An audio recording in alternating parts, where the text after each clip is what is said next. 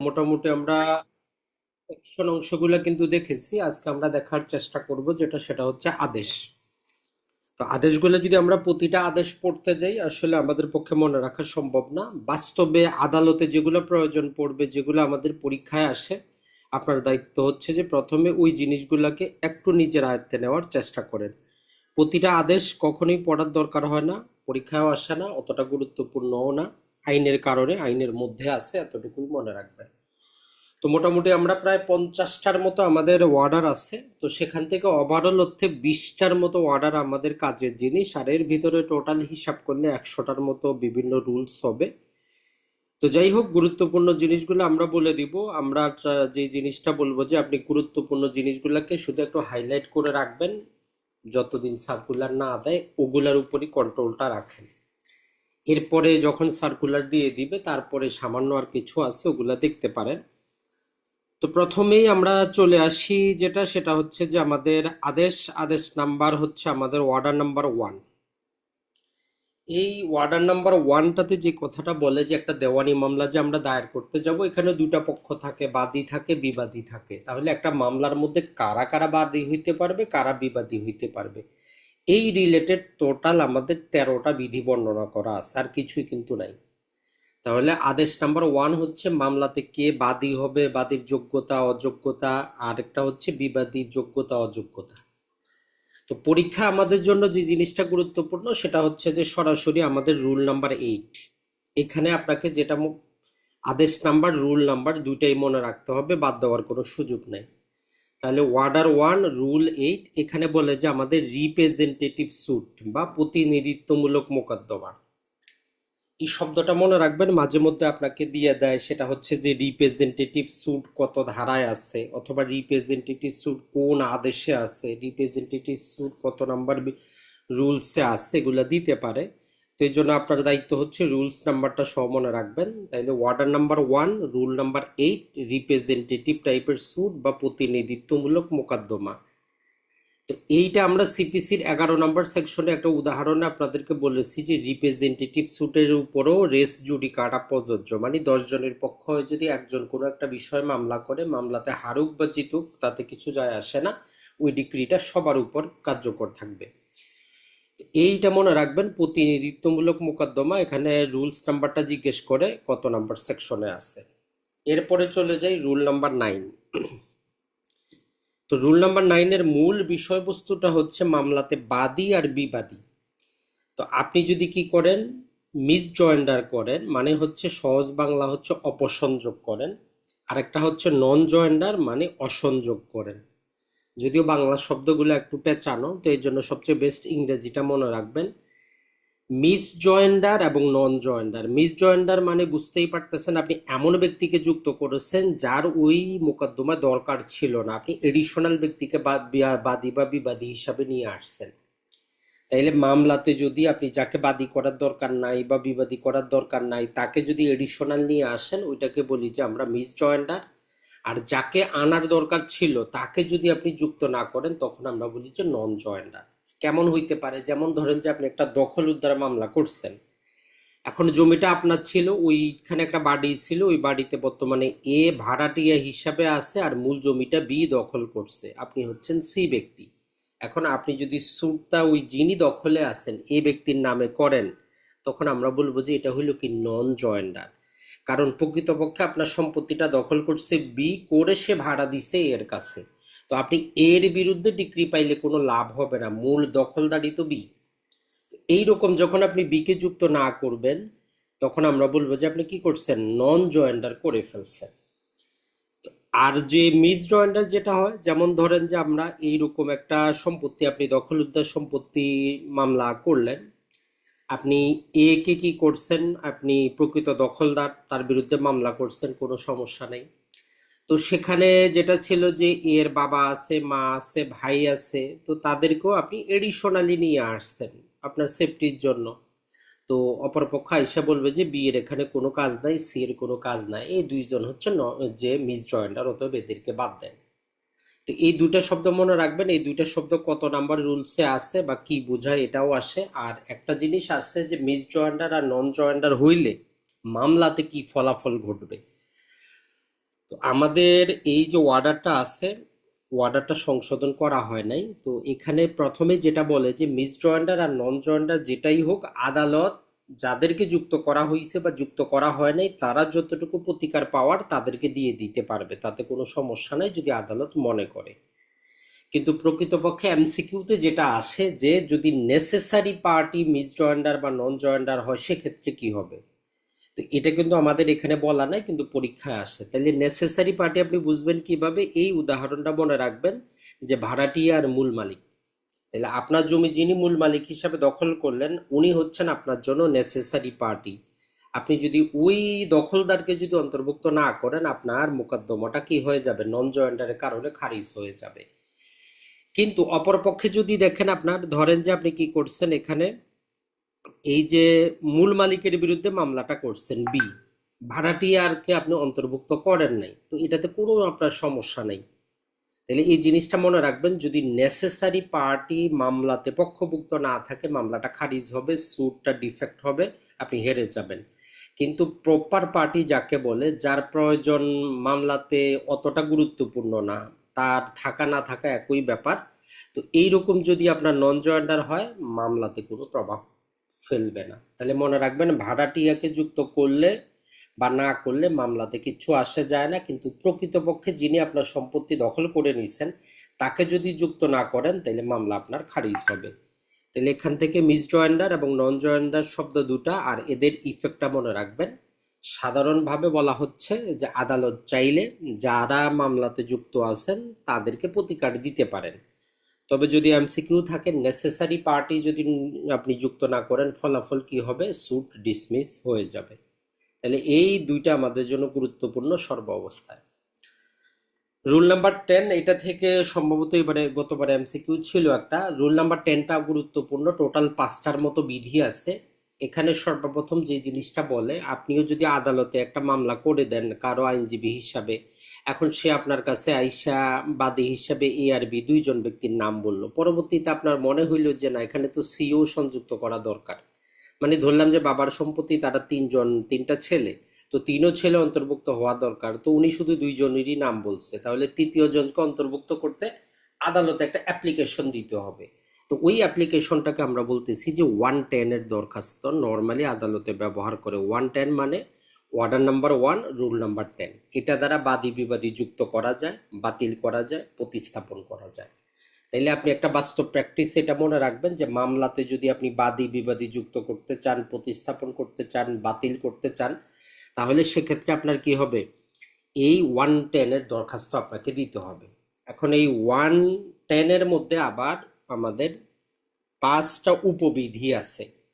তো গত পরীক্ষায় দেখি যে আমরা উপবিধি নাম্বার পর্যন্ত তারা চাচ্ছে। তাহলে প্রথমে মনে রাখলেন 110।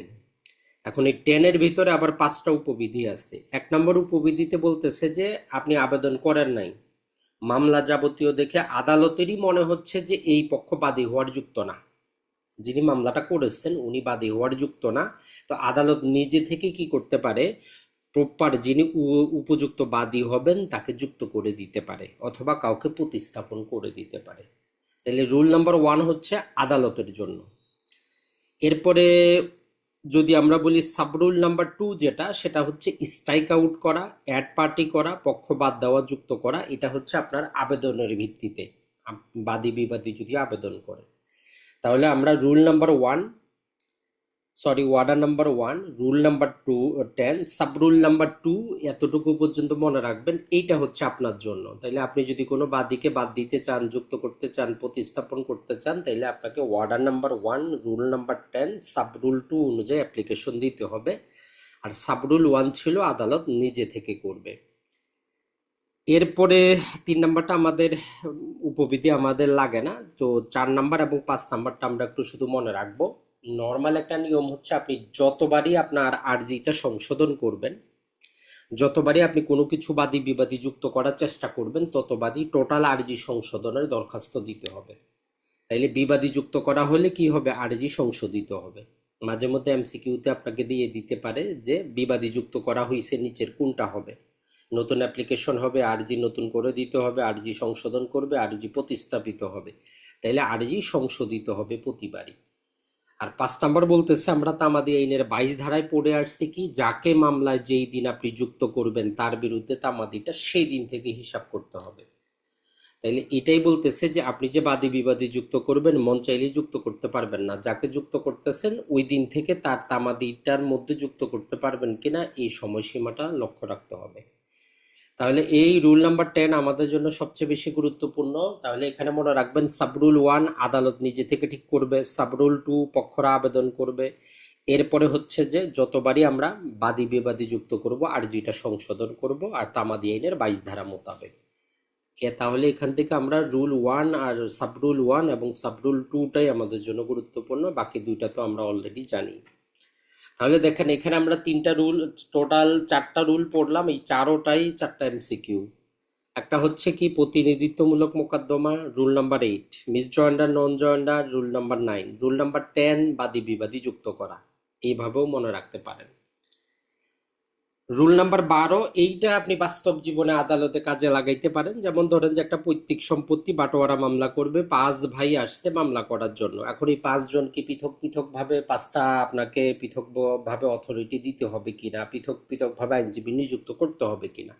তো রুল নাম্বার 12 সহজ করে দিয়ে বলতেছে যে দরকার নাই, একাধিক বাদীর পক্ষে লিখিত অনুমতিতে, মানে একটা ছোট পাওয়ার অফ অ্যাটর্নিতে কি করতে পারবে, যে কোনো একজন বাকি 4জনের পক্ষে, টোটাল 5জন ছিল বাদী, তাহলে 5জনের 5জন আইনজীবী পৃথক দরকার নাই, ওই বাকি 4জন যে কোনো একজনকে যদি পাওয়ার অফ অ্যাটর্নি দিয়ে দেয়, তাহলে উনি যে আইনজীবীকে পাওয়ার অফ অ্যাটর্নি দিবেন ওইটা দিয়েই বাকি 4জনের মামলা চলবে, এটাতে কোনো বাধা নাই।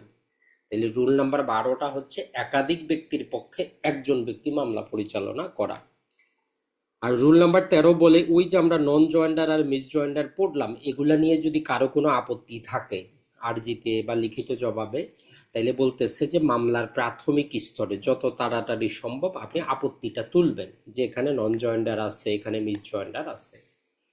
তাহলে ওয়ার্ডার নাম্বার 1 যদি এখন আমরা আরো সামারি করে দিই, টোটাল শুধু 5টা রুলস পড়বেন, এর বাইরেগুলা পড়তে গিয়ে অযথা সময় নষ্ট করে লাভ নাই। রুল নাম্বার 8 পড়বেন, যেখানে আমরা পড়বো কি representative suit. Rule number 9 misjoinder non joinder. Rule number 10 বাদী বিবাদী যুক্ত করা। এরপরে রুল নাম্বার হচ্ছে আমাদের 12 একাধিক ব্যক্তির পক্ষে মামলা লড়া। আর রুল নাম্বার 13 হচ্ছে আপত্তি থাকলে প্রাথমিক স্তরে করব। এই 5টা যদি আপনি 10 বার পড়েন মনে থাকার কথা, অতটা জটিল কিন্তু কিছু না।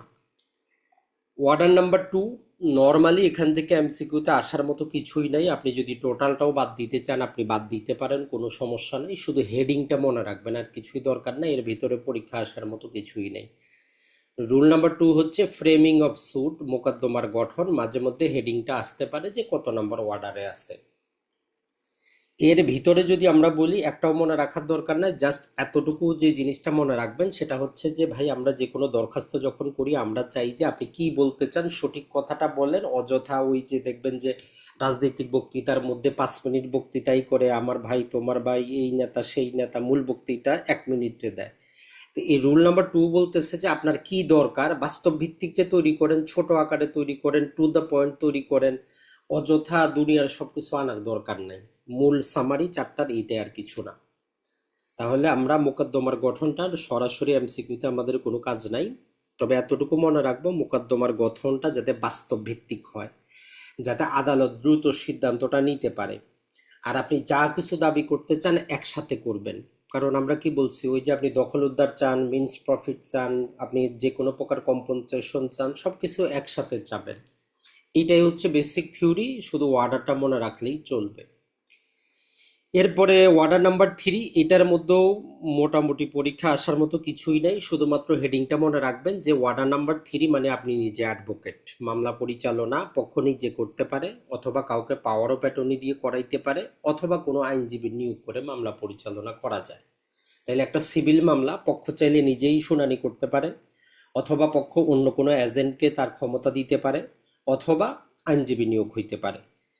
আর এক্ষেত্রে বেসিক কিছু টুলস আছে, আপনি যদি কোনো ব্যক্তির আইনজীবী হিসাবে নিযুক্ত হন তাহলে ওই আইনজীবী হিসাবে নিযুক্ত হওয়া যে আপনার ওকালতনামা দিয়ে মামলার আপিলও করতে পারবেন, রিভিউ করতে পারবেন, যত প্রকার অ্যাপ্লিকেশন করা যায় সব কিছুই করতে পারবেন, যতক্ষণ পর্যন্ত পক্ষ আপনাকে কি না করে, যে আপনার ওকালতনামা বাতিল না করে, অথবা পক্ষ মারা না যায়। মনে রাখবেন, যদি আপনার যিনি মক্কেল ছিলেন উনি যদি মারা যায়, আপনার ওকালতনামা বাতিল হয়ে যায়, তার যারা রিপ্রেজেন্টেটিভ আসবে এদের কাছ থেকে নতুন ওকালতনামা নিতে হবে। এইটাই শুধু পরীক্ষা আসার মতো, যে আপনাকে বিশ্লেষণ ধর্মী দিয়ে দিল যে আপনি একজন রহিম সাহেবের ওকালতনামা নিয়ে মামলা করতেছেন, রহিম সাহেব মারা গেল, এখন রিপ্রেজেন্টেটিভদের থেকে আপনার ওকালতনামা নিতে হবে কিনা। তো ব্যক্তি যেহেতু মারা যায়, পাওয়ার অফ অ্যাটর্নি বাতিল, অতএব কি করতে হবে, আপনাকে নতুন করে ওকালতনামা নিতে হবে তার পক্ষদের থেকে। এইটাই হচ্ছে 3 নম্বরের মূল জিনিস, আর ভিতরে আর কিছু দরকার নাই। এরপরে চলে যায় আমরা 4 নম্বর অর্ডার, সেটা হচ্ছে যে মোকদ্দমা দায়ের। তো এটা বলতে পারেন যে ওই যে 26 নম্বর সেকশন যেটা আমরা পড়ে আসলাম, যে প্রেজেন্টেশন অফ সুটের মাধ্যমে প্রতিটা মোকদ্দমা দায়ের হবে। তো এইখানে বাস্তব যদি আপনি দুইটা মাত্র রুলস আছে। নর্মালি যারা আদালতে মামলাগুলো সাবমিট করেছেন জানেন যে যদিও বইয়ে বলা আছে যে যেই বিচারক, আপনি ধরেন যে যে কোনো একটা আদালতে আছেন, প্রতিটা আদালতে পৃথক পৃথক আপনার যে উপজেলা অনুযায়ী পৃথক পৃথক বিচারক আছেন। ধরলাম যে এই আদালতে আপনার মামলাগুলো দায়ের হবে। তো নর্মালি সরাসরি বর্তমানে তো আপনি বিচারকের কাছে মামলা দায়ের করেন না, মামলা দায়েরের জন্য পৃথক কি আছে, আমাদের সেরেস্তাদার আছে। যদিও আমরা একে বলি যে আপনি বলতে পারেন যে আদালতের দায়িত্বপ্রাপ্ত কর্মকর্তা। তাহলে সেরেস্তাদাদের অফিসিয়াল নাম হচ্ছে আদালতের দায়িত্বপ্রাপ্ত কর্মকর্তা।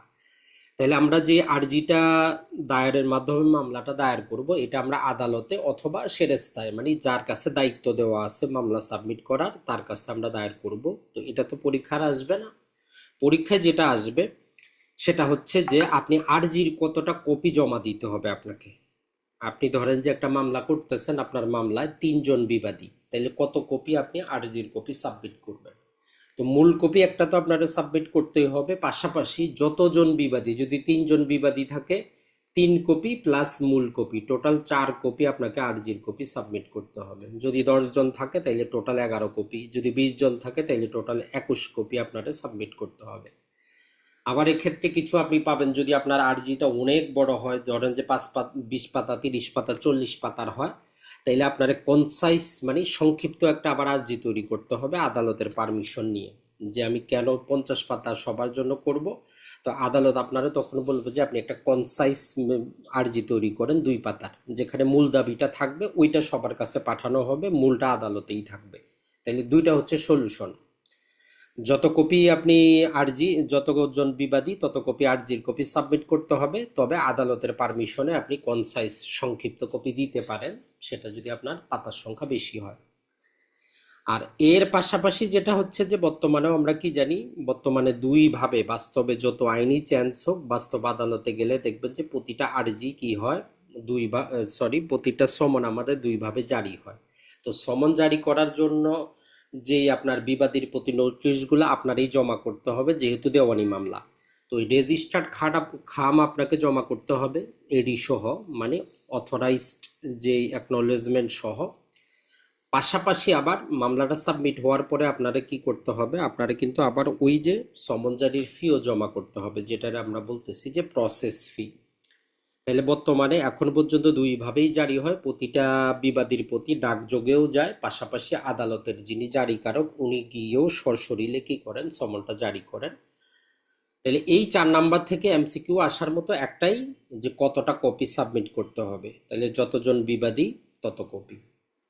আর রুল নাম্বার 2-তে বলতেছে যে প্রতিটা দেওয়ানি মামলা যখন আপনি সাবমিট করেন, সেখানে রেজিস্টার বই থাকে, বই নাম্বার 12 বলা হয় দেওয়ানি মোকদ্দমার সুট রেজিস্টার। তো এটার মধ্যে আপনার বাদীর নাম, বিবাদীর নাম, মামলার মূল সারমর্মটা লিখে রাখা হয়।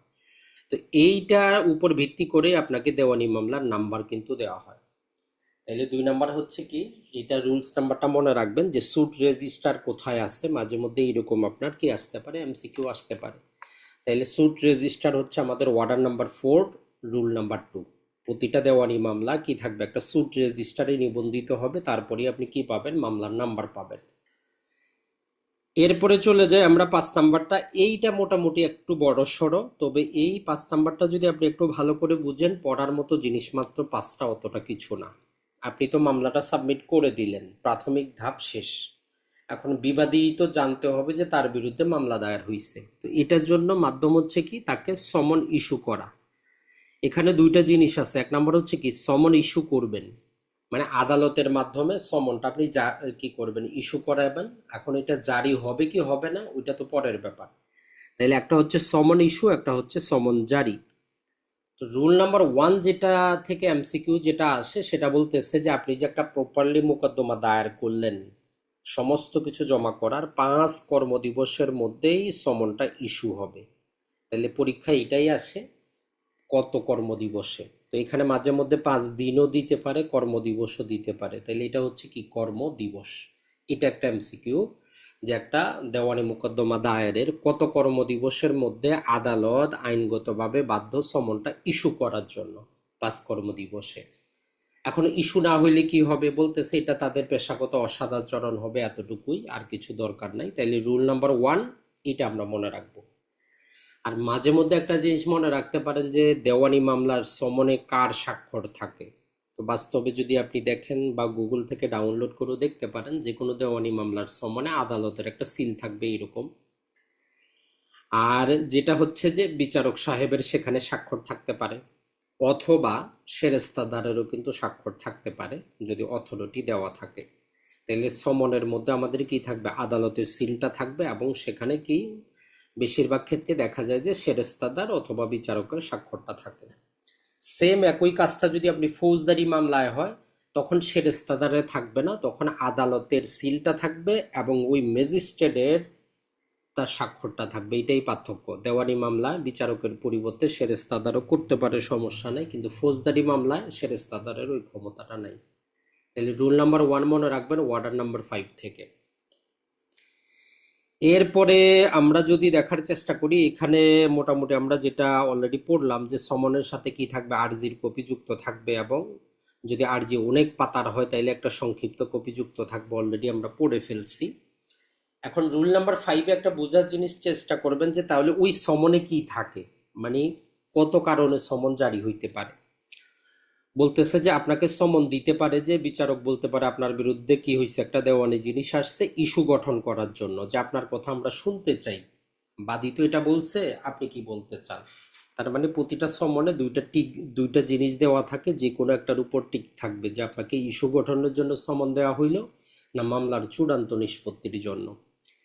এখন বলবেন যে তাহলে ভাই এই চূড়ান্ত নিষ্পত্তির সমনগুলা কেমন, একই রকমের সমন, শুধু ওই চূড়ান্ত নিষ্পত্তি কথার উপর টিক দেওয়া থাকে। যেমন ধরেন যে সামারি ট্রায়াল, নেগোশিয়েবল ইনস্ট্রুমেন্ট অ্যাক্টের যদি মামলা হয়, ওই মামলাগুলাতে, অথবা কিছু ক্ষুদ্র বিষয়ক আদালত, ওই যে 20,000 25,000 টাকা পর্যন্ত বাড়ি ভাড়ার যদি মামলা হয়, ওই ক্ষেত্রে আপনার কথা শুনতে চাবে না, বিচারক বলবে যে আপনি আসেন 10 তারিখে মামলা নিষ্পত্তি হবে। আর যদি সেটা ইস্যু গঠন হয় তাহলে আগে আপনার কথা শুনতে চাবে, এটাই পার্থক্য, আর কিছু না। তাহলে প্রতিটা সমন দুই কারণে আসতে পারে, ইস্যু গঠন করার জন্য অথবা মামলার চূড়ান্ত নিষ্পত্তির জন্য। এইটা মনে রাখবেন। এইটা মাঝে মধ্যে এমসিকিউতে আসে যে সমন কয় কারণে ইস্যু হইতে পারে, তাহলে দুই কারণে, আপনার কথা শোনার জন্য অথবা মামলা নিষ্পত্তি করবে, জাস্ট আপনি শুনবেন, আর কিছু করার নাই। এখন আসি আমরা, এ তো 1 থেকে 5 পর্যন্ত ছিল সমন ইস্যু রিলেটেড আইন কানুন। এখন হচ্ছে সমনটা বাস্তবে ফিল্ডে যাবে, কিভাবে জারি হবে। তো এটার মধ্যে গতবারে চেঞ্জ আনা হয়েছে যে এখন আপনি হোয়াটসঅ্যাপেও দিতে পারবেন, মেসেজও দিতে পারবেন, ইমেলও দিতে পারবেন, যদিও বাস্তবতা এখনো খুব কম, বাস্তবে প্র্যাকটিস কিন্তু নাই। তাহলে রুল নাম্বার 9-এর মধ্যে ওইটা আনা হয়েছে যে আপনি মোবাইলেও দিতে পারবেন, মেসেজও দিতে পারবেন, সমনটা সমস্যা নেই, তার রেকর্ড রাখতে হবে। এরপরে গুরুত্বপূর্ণ পরীক্ষা আসার মতো রুল নাম্বার 15, যে পরিবারের প্রাপ্তবয়স্ক ব্যক্তির উপর সমন জারি করা যাবে। ধরেন যে আপনি কারো বাসায় সমন দিতে গেলেন, এখন তার 14 বছরের ছেলে বা মেয়ের কাছে সমন দিয়ে আসলে ওইটা জারি হবে না, অবশ্যই প্রাপ্তবয়স্ক ব্যক্তি হইতে হবে। এখানে পুরুষও হইতে পারে, নারীও হইতে পারে, কোনো সমস্যা নেই। তবে বাসায় যারা কাজের লোক থাকে এদেরকে সমন দিলে এরা পরিবারের অন্তর্ভুক্ত না, ওইটা জারি হবে না। এরপরে রুল নাম্বার 17 মনে রাখবেন যে যদি ওই বাসাতে আপনি কাউকে না পান, অথবা উনি নিতে না চায়, সমনটা অস্বীকার করতেছে, বা বাসায় কেউ নাই, তো বলতেছে যে আপনি বাসার সামনে, দরজার সামনে লাগিয়েও সমনটা জারি করাইতে পারেন। তাইলে আমরা 3টা নিয়ম পাইলাম। রুল নাম্বার 9 মোবাইলে দেন, রুল নাম্বার 15 পরিবারের প্রাপ্তবয়স্ক কাউরে দেন, রুল নাম্বার 17 না নিলে বাড়ির সামনে আপনি লাগায় দেন। এরপরে এই যে 9 থেকে আমরা 19 পড়বো, এখানে একটা জিনিস মনে রাখবেন, কনফিউশনে যাওয়ার কোনো কারণ নাই, এগুলা হচ্ছে এক একটা প্রক্রিয়া। যেমন ধরেন যে আপনি বাসেও যাইতে পারেন, মোটরসাইকেলেও যাইতে পারেন, ট্রেনেও যাইতে পারেন, বিমানেও যাইতে পারেন। তো এই প্রক্রিয়াগুলো বর্ণনা করার পরে শেষে দিয়ে বলতেছে যে বিচারক যেই কোনো, এই যে এতগুলা পদ্ধতি আমরা বর্ণনা করব, যদি বিচারক কোনো এক পদ্ধতিতে সন্তুষ্ট হয় তাহলে বলবেন যে ঠিক আছে, সমন জারি হয়েছে, মামলা পরবর্তী ধাপে যাবে। আর যেটা আমরা বলছি এখন পর্যন্ত দুই ধাপই করা হয়, রেজিস্টার ডাকও পাঠানো হয় এবং জারিকারক বাস্তবেও যান। তো দুইটা আসার পরে বিচারক যদি সন্তুষ্ট হয় মামলা পরবর্তী ধাপে যাবে। তো এই জন্য রুল নাম্বার 19 এর বি বলতেছে যে জারিকারকের পাশাপাশি এডি খাম সহ ডাক বিভাগের মাধ্যমে সমন প্রেরণ করার আদেশ দিতে পারেন বিচারক, আর যেটা প্র্যাকটিসে চলে। তাহলে এই পর্যন্ত 9 থেকে নিয়ে 19 পর্যন্ত মূলত মাধ্যম হচ্ছে আমাদের এগুলা। আপনি মোবাইলে হোয়াটসঅ্যাপে দেন, পরিবারের কাছে নিয়ে যায় দেন, না পাইলে তার বাড়ির সামনে আটকায় রাখেন, কোনো সমস্যা নেই, অথবা রেজিস্টার ডাকযোগে পাঠান। এখন রুল নাম্বার 20 যেটা বলতেছে যে উপরে যে পদ্ধতিগুলা যদি এগুলাতে জারি করা না যায় কোনো কারণবশত, তার বাড়িও হয়তো নাই, সে ভাড়া বাড়িতে থাকতো, বাড়ি ছাড়ে দিছে, তাইলে আপনি করবেন কি? তো এই জন্য বলতেছে যে বিকল্প সমন বা সাবস্টিটিউট সমন, এই শব্দটা মনে রাখবেন, মাঝে মধ্যে আসে যে বিকল্প সমন কোথায় আছে বা কত নাম্বার রুলসে আছে। তাহলে এই বিকল্প সমন যেটা, সেটা হচ্ছে যে যে ক্ষেত্রে আপনি দেখবেন যে ওই ব্যক্তি ওই বাসায় থাকে না, এখন আপনি দিবেনটা কোথায়? তো এই জন্য বলতেছে যে বিকল্প সমন আদালতের চত্বরে একটা লাগাই দিবেন, নির্দিষ্ট যে জায়গা আছে ওখানে। আর ওই ব্যক্তি সর্বশেষ যেখানে বসবাস করতো, যে সে নিজের বাড়িতে থাক আর ভাড়া বাড়িতে থাক। আর একটা বলতেছে যে স্থানীয় পত্রিকার মাধ্যমে। তো তিনোটা একসাথে আপনারে করতে হবে। যদি ওই ব্যক্তিকে পাওয়া না যায়, সেখানে সে থাকে কিনা কোনো সন্দেহ, তাইলে আদালত চত্বরে একটা, সর্বশেষ যেখানে সে বসবাস করতো সেখানে এক কপি, আর স্থানীয় পত্রিকা এক কপি দিয়েও সমন জারি করা যাইতে পারে, যাকে সাবস্টিটিউট সমন বলে। আর এটাও বিচারকের উপর নির্ভর করবে, ওনার যদি মনে হয় সমন জারি হয়েছে মামলা পরবর্তী ধাপে যাবে, না হলে যাবে না। ওই কথাটাই বলছে একদম এই যে 31 নাম্বার রুলসে, যে আদালত যেই প্রকারে সন্তুষ্ট হবে এতগুলা প্রকারের মধ্যে, আমরা তখন ধরে নিব যে সমন জারি হয়েছে, মামলা পরবর্তী ধাপে যাবে। তাহলে 5 নাম্বারটা আপনাদেরকে একটু সময় নিয়ে পড়তে হবে। আর যদি আমরা বললাম যে এখানে অতটা কঠিন কিন্তু কিছুই নেই, দুইটা ভাগে বিভক্ত, একটা হচ্ছে সমন ইস্যু আর একটা হচ্ছে সমন জারি। ইস্যুর ক্ষেত্রে এমসিকিউ একটাই, 5 কর্মদিবস। আর প্রতিটা আর্জির সাথে, প্রতিটা সমনের সাথে আর্জির কপি যুক্ত থাকবে। আর সমনটা দুই কারণে ইস্যু হইতে পারে, ইস্যু গঠন করার জন্য অথবা মামলার চূড়ান্ত নিষ্পত্তির জন্য। আর জারির ক্ষেত্রে আমরা দেখলাম রুল নাম্বার 9 মোবাইলে দেন, সমস্যা নেই। রুল নাম্বার 15 পরিবারের প্রাপ্তবয়স্ক ব্যক্তিকে দেন। রুল নাম্বার 17 অস্বীকার করলে তার বাসার সামনে লাগায় দেন। এরপরে রুল নাম্বার 19 বলতেছে যে আপনি কি করেন, ডাকযোগে পাঠান। আর রুল নাম্বার 20 বলতেছে উপরের পদ্ধতি যদি না পারেন তাইলে কি করেন, আপনি বিকল্প সমন জারি করান, আদালত চত্বরে একটা, সর্বশেষ যেখানে বসবাস করতো সেখানে একটা, স্থানীয় পত্রিকায় একটা। আর রুল নাম্বার 31 বলতেছে যে আপনি যেই পদ্ধতিতেই করেন, আদালত যখন সন্তুষ্ট হবে যে হ্যাঁ সমন জারি হয়েছে, তখনই মামলা পরবর্তী ধাপে যাবে, না হলে ওই সমন জারি পর্যন্ত মামলা আটকে থাকবে। এর চাইতে বেশি বাকি যে জিনিসগুলো আছে ওগুলা পড়ে আপনার সময় নষ্ট করার দরকার নাই। এগুলো আপনি এক দুইবার নিজের মতো করে লেখার চেষ্টা করবেন, তখন দেখবেন যে আপনার কাছে ইজি হয়ে যাবে। এরপরে চলে যায় আমরা ওয়ার্ডার নাম্বার 6, যেইটা একটু গুরুত্বপূর্ণ, এটাকে একটু বুঝে শুনে সময় নিয়ে আপনাকে পড়তে হবে, এখান থেকে এমসিকিউ থাকবেই থাকবে। যেমন ধরেন যে ইংরেজিতে একটা শব্দ আছে যেটাকে আমরা বলি যে প্যারেন্ট, মানে হচ্ছে পিতা এবং মাতা। একটা শব্দের মধ্যেই কিন্তু দুইজন সন্তান, বলতে সেখানে ছেলেও থাকে মেয়েও থাকে। বাংলায় যদি বলি যে সে আমার সন্তান, ছেলে না মেয়ে, আমি কিন্তু বলি নেই, ছেলেও হইতে পারে মেয়েও হইতে পারে। সেম এই যে 6 নম্বরের হেডিং হচ্ছে প্লিডিং, মানে হেতুবাদ বলে বাংলায়।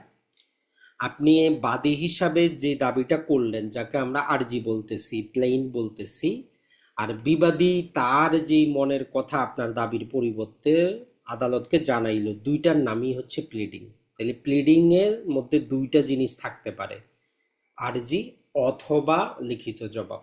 এটাও মাঝে মধ্যে এমসিকিউতে আসে যে আরজি এবং আরজি অর, তাহলে দুটাই পৃথক। প্লিডিং বলতে আরজিও হইতে পারে অথবা লিখিত জবাব, এবং কিন্তু না, এটা মনে রাখবেন। মানে আপনি যে দাবিটা করছেন যখন আদালতে সাবমিট করে দিয়েছেন, ওইটা আদালত আর আর্জি হিসাবে দেখবে না, বলবে যে এটা বাদীর প্লিডিং। আর বিবাদী যেই জবাবটা সাবমিট করছে, যেই দিনে সাবমিট করে দিল, ওইটার নাম আর লিখিত জবাব না, ওইটার নাম হচ্ছে বিবাদীর প্লিডিং। আশা করি আপনি বুঝতে পারছেন যে যতক্ষণ পর্যন্ত আরজি আপনার কাছে আদালতে সাবমিট করেন নাই, ওইটার নাম হচ্ছে আরজি। যখনই সাবমিট করে দিলেন তখন ওইটার নামটা চেঞ্জ হয়ে গেল, যে এটা হচ্ছে বাদীর প্লিডিং। আর বিবাদীর ক্ষেত্রে একই রকম, যতদিন বিবাদী সাবমিট না করতেছে তার কথাবার্তা, আমরা বলবো যে লিখিত জবাবের অপেক্ষায় আছি। যখনই জবাবটা দিয়ে দিল, ওইটার নাম হয়ে গেল বিবাদীর প্লিডিং। তার মানে প্লিডিং বা হেতুবাদের মধ্যে দুইটা জিনিস থাকবে, যেমন সন্তানের মধ্যে ছেলেও হইতে পারে, মেয়েও হইতে পারে। এইটা একটু মনে রাখবেন, এটা পরীক্ষায় আসে। এটা ছিল রুল নাম্বার 1।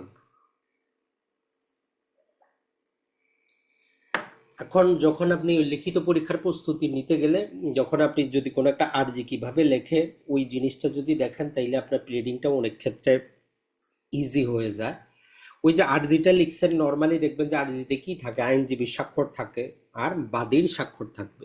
তাহলে রুল নাম্বার 14, এই যে সেটা আপনার কি হোক, আরজি হোক আর লিখিত জবাব হোক, যার নাম বলতেছি আমরা প্লিডিং, প্লিডিং এর মধ্যে আইনজীবী স্বাক্ষর থাকবে, পাশাপাশি বাদী অথবা যে বিবাদী তাদের স্বাক্ষর থাকবে। রুল নাম্বার 15, প্রতিটা আরজির মধ্যে ভেরিফিকেশন থাকবে। ভেরিফিকেশন মানে আপনি যেই কথাগুলা বাদী বা বিবাদী শুনে লিখলেন, ওইখানে একটা স্পেসিফিক প্যারা দেওয়া থাকে, যে সেখানে বলা থাকে যে বাদী নিজে তখন বলতেছে যে আমি যেটা আইনজীবীকে বলছি, আইনজীবী সেটাই লিখছে, আমাকে পড়ে শুনাইছে, অতএব এইখানে যা কিছু লেখা আছে সব আমার জানা মতো সত্য, যাতে আইনজীবীর উপর কি না পড়ে, পরবর্তীতে যাতে বাদী বলতে না পারে যে আইনজীবী ভুল লিখছে। তো এই জন্য ভেরিফিকেশন বলে একটা জিনিস থাকে, যেখানে বাদী নিজে স্বাক্ষর করেন যে উপরে যা কিছু লেখা আছে এটা আমার জানা মতো সত্য, এখানে কোনো মিথ্যা নাই, আমি যেটা বলছি আইনজীবী সেটাই লিখছে। এরই নাম হচ্ছে ভেরিফিকেশন বা সত্যপাঠ। এরপরে চলে আসি রুল নাম্বার 16, যেটা থেকে এমসিকিউ আসে। এখানে টোটাল 5টার মতো ইংরেজি শব্দ আছে, আর একটা জিনিস শুধু বোঝার আছে, আর কিছুই নেই। তো তার আগে 16-র আগে আমরা 17 পড়লে আপনার বুঝে আসবে। ধরেন যে আপনি একটা আরজি লিখে আদালতে সাবমিট করছেন, এখন আপনার মনে হইলো কারেকশন করা দরকার, সংশোধন করা দরকার, কোনো কিছু চান নাই, চাওয়া দরকার, বাদী বিবাদী যুক্ত করা দরকার। এই যে আপনি এগুলা করবেন, এগুলার ক্ষমতা হচ্ছে রুল নাম্বার 17। তাহলে এমসিকিউ যদি আসে যে আপনি নিজের আরজি কিসের ক্ষমতা বলে আপনি চেঞ্জ করতে পারবেন, তাইলে ওয়ার্ডার নাম্বার 6 রুল নাম্বার 17 আপনার ওই ক্ষমতাটা দেয় যে আপনি আপনার আরজি সংশোধনের দরখাস্ত দিতে পারেন। তাহলে এটাও যদি আসে যে আরজি সংশোধনের দরখাস্ত কোন নিয়মের অধীনে দেওয়া হয়, কোন ওয়ার্ডারের অধীনে দেওয়া হয়, রুল নাম্বার 6 ওয়ার্ডার নাম্বার 17, এইটা আগে মনে রাখবেন। তাহলে প্রতিটা দেওয়ানি মামলার আরজি এটার মধ্যে করা যাচ্ছে। তো এইটার ক্ষেত্রে মনে রাখবেন যে আপনি যে আরজিতে সংশোধন করবেন দুইটা স্তর হইতে পারে। দেওয়ানি মামলা আমরা আপনাদেরকে স্তরগুলা পড়াইছি, তার মধ্যে টোটাল স্তরগুলা দুইটা ভাগে বিভক্ত। একটা হচ্ছে চূড়ান্ত শুনানি পর্যন্ত, মানে যে দিন থেকে ওই যে সেটেলিং ডেট হওয়ার আগ পর্যন্ত, আর হচ্ছে চূড়ান্ত শুনানি থেকে আমাদের জাজ ডিক্রি পর্যন্ত। তো আমরা এই যে যেই দিন থেকে সেটেলিং ডেট নির্ধারণ হইল, চূড়ান্ত শুনানি হচ্ছে দেওয়ানি মামলার মূল বিষয়। তো এই জন্য দেওয়ানি মামলা যখনই পড়বেন দুইটা ভাগে পড়তে হবে। তো বলতেছে যে এই যে সেটেলিং ডেট পর্যন্ত আপনি যে কোনো সময় আবেদন করতে পারেন, নর্মাল নিয়মে সংশোধন হয়ে যাবে, কোনো সমস্যা নেই, বিচারক অ্যালাউ করবে। কিন্তু যদি একবার শুনানি শুরু হয়, তখন আপনার আরজি সংশোধন করা বিচারকের ইচ্ছাধীন। তাহলে একবারে যদি আরজি আপনার দেওয়ানি মামলার কি হয়, বিচার শুরু হয়ে যায়, তখন আপনি যদি সংশোধন করতে চান, দরখাস্ত দিলেই হবে না, আপনারে প্রমাণ করতে হবে, বিচারকরে বুঝাইতে হবে যে যদি এটা সংশোধিত না হয় ন্যায় বিচার ব্যাহত হবে, আপনার অপূরণীয় ক্ষতি হবে, আপনি সংশোধন না করলে আপনি মামলাতে হেরে যাবেন, বিচারক সন্তুষ্ট হইলেই আপনারে অ্যালাউ করবে, নাইলে রিজেক্ট করবে। কিন্তু এর পূর্ব পর্যন্ত আপনি দরখাস্ত দিলেই তারা করবে। এইভাবে সহজে মনে রাখতে পারেন যে প্রতিটা দেওয়ানি আরজির সংশোধনের দুইটা স্তর। চূড়ান্ত শুনানির পূর্ব পর্যন্ত যখন দেন তখনই করে দিবে, কোনো সমস্যা নেই। শুনানি শুরু হইলে আপনার এখতিয়ার শেষ, এখন বিচারকের ইচ্ছার উপর নির্ভর করবে। যদি আপনি প্রয়োজনীয়তা দেখাইতে পারেন তবেই হবে, না হলে কিন্তু হবে না। আর এই যে আরজিগুলা যদি আপনি দরখাস্তটা দিছেন সংশোধন করার জন্য, তো এক্ষেত্রে যেটা বলতেছে যে আদালত আপনার একটা সময় দিতে পারে। রুল নাম্বার 18, যে সংশোধনটা হবে 14 দিনের মধ্যে অথবা আদালত যতদিন আপনার সময় দিবে।